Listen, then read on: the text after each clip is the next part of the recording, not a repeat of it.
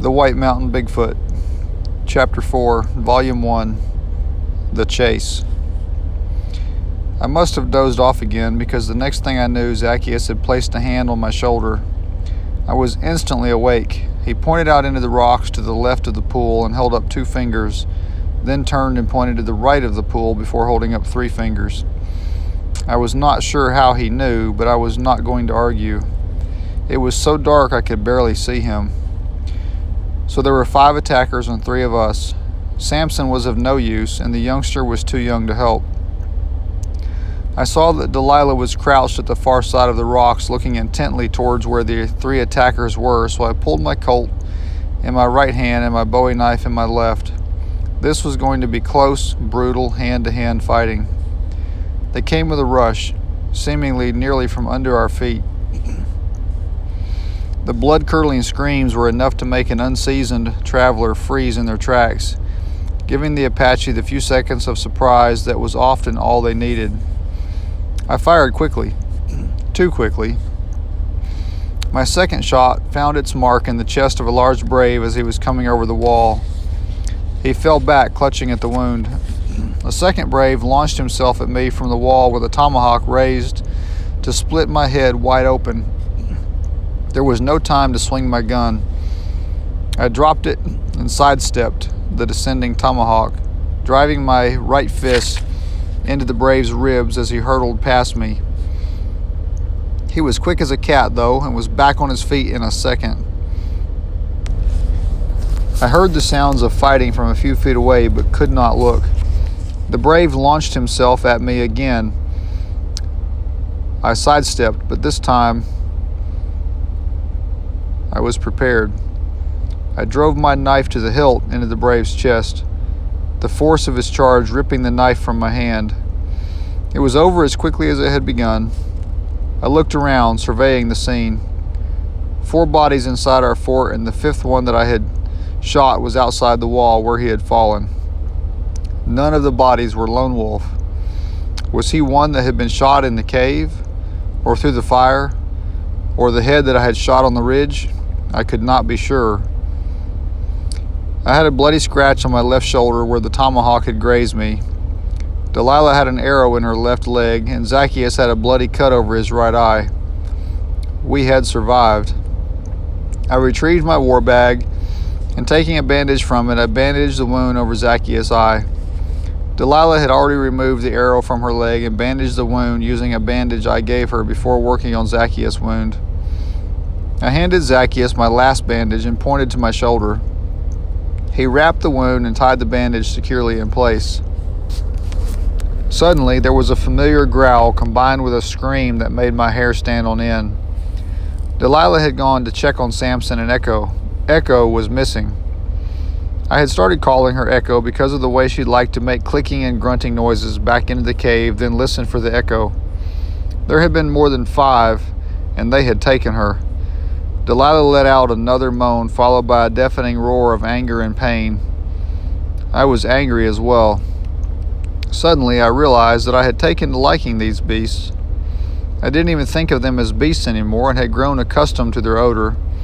They had done me no harm and had, in fact, saved my life. I knew I had to go after Echo. There was no telling what the Indians would do to a captured child Bigfoot. They might adopt her and treat her as one of their own, as they often did with kids, but there was no telling. The only thing I knew was that I had to try to rescue her. I sat down to think a minute. Neither Samson nor Delilah were in any condition to travel, much less chase down the kidnapper of their daughter.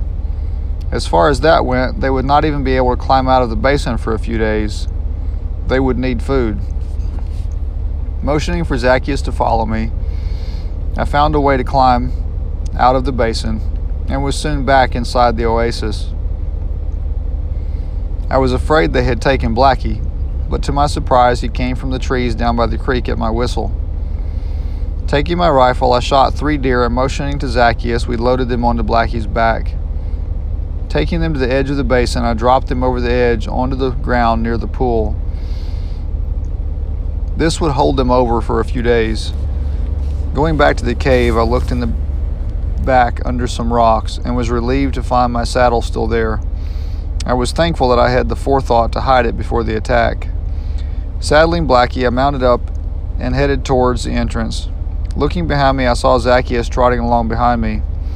It was obvious that he planned to come with me in the attempt to rescue his sister, and judging by the look on his face, he had no intention of being left behind.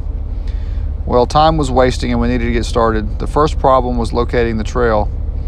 I shrugged and headed for the entrance. Zacchaeus grunted and motioned me back. Turning, I headed back to him. He motioned me to follow him as he headed towards the far wall of the oasis. He jumped the creek in a single bound and headed for the stairs to the ruins, bounding up them 4 at a time. Reaching the top, he motioned me to follow. Blackie was a very agile horse and had no difficulty negotiating the stone steps. Once on the level of the structures, Zacchaeus led to the far side where he moved a thin slab of rock that I had not noticed before. Behind it was a hand-carved tunnel. It was not tall enough to ride through. Dismounting, I followed Zacchaeus into the tunnel. Blackie snorted uneasily but followed obediently. The tunnel led in an upward spiral. It was pitch black, but I followed the sound of Zacchaeus walking ahead of me. After what seemed an eternity, I saw light. Coming out of the tunnel, we emerged on top of the plateau from behind a boulder and a thick stand of cholla cactus. Looking back, I never would have suspected an entrance hidden there, but it made sense. Not even a rat wanted a nest with only one entrance. Zacchaeus led the way to the rim of the crater where Samson and Delilah were resting. Circling the rim, he suddenly began sniffing like a bloodhound. A low growl issued from deep in his chest, and he let out a roar that vibrated in my chest. An answering roar came from below. Then Zacchaeus took off at a fast trot. Well, I was some surprised. I could see nothing of a trail, but Zacchaeus seemed to be on a scent and was intent on sticking with it. Within 15 minutes, we had located where the Apache horses had been kept, at least 10 of them judging by the tracks. We set off again, following the tracks. Blackie was enjoying the exercise. It had been about 5 weeks since I had ridden him, and he fared well on the grass in the oasis. Moving steadily northeast, deeper into the White Mountains, Zacchaeus kept to a steady trot with very few rest breaks. I was beginning to think he might run Blackie into the ground when he suddenly turned and wound his way into a group of boulders at the base of a low mountain. Rounding a boulder, he stopped and grunted, then pointed at the hollow in the rock holding more than enough water for the 2 of us and Blackie. Looking at the sun, I estimated it to be about 3 hours before sundown. I figured that Lone Wolf had at least a 3-hour head start and fresh horses. Now, why had I thought it was Lone Wolf? Suddenly I was sure of it, though I would not have been able to explain why. Refilling my canteen, I drank all I could hold and watered Blackie. Zacchaeus waited impatiently. Then with a grunt, he was off again. I was beginning to be thankful that he had come. The water was another new source that I would need to remember. We followed the trail until well after dark, depending on Zacchaeus' sense of smell. Finally, Zacchaeus stopped near a stand of manzanita. He sniffed the air a few times, then worked his way back into the stand where he found an opening large enough for both of us and Blackie. He laid down in the sand and sighed. I picketed Blackie where he could graze on the desert plants, then spread my bedroll and was almost instantly asleep. The sun was not yet up when we were back on the trail. I gave Zacchaeus a piece of venison jerky and chewed on one myself. All day we walked and trotted with only a few rest breaks. Fortunately, the weather had cooled down a bit and made for much easier travel. The farther we traveled into the White Mountains, the more uneasy I was becoming. We were getting deeper into the Apache Nation territory. I had seen what was left of captives caught by the Apache. I had no desire to end up like that. By the end of day 3, we had not gained any on Lone Wolf that I could tell. It appeared that he kept switching to fresh horses, yet all I had was Blackie. He was holding up well, though, after the time spent in the oasis. Zacchaeus was doggedly sticking to the trail even when I could not see one. In the afternoon of day 4, we were deep in the heart of the White Mountains and had already skirted wide around 3 Apache villages and 1 war party returning from what appeared to be a successful raid.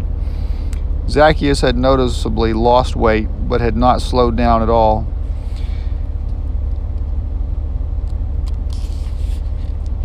Suddenly, he turned off the trail and headed up a dry wash. He motioned for me to leave Blackie. I tied the horse to a low bush and, taking my rifle, followed Zacchaeus up the wash. About 300 yards, he turned to the right and climbed out of the wash. Ducking down low, he crawled carefully and quietly through the brush and rocks to the edge of a low bluff. Crawling carefully up beside Zacchaeus, I looked down onto a village of about 40 teepees. There in the middle of the village, tied to a pole for everyone to see, was Echo.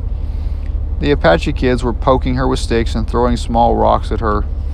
They did not appear to be trying to do any real harm, but a low growl issued from deep in Zacchaeus' chest. I was mad too, but putting a hand on his shoulder, I pulled him back down and held up my hand in a signal to wait. We could not go running into the middle of the village in broad daylight, or I was sure we would end up tied to similar poles, but I doubted our treatment would be quite so gentle.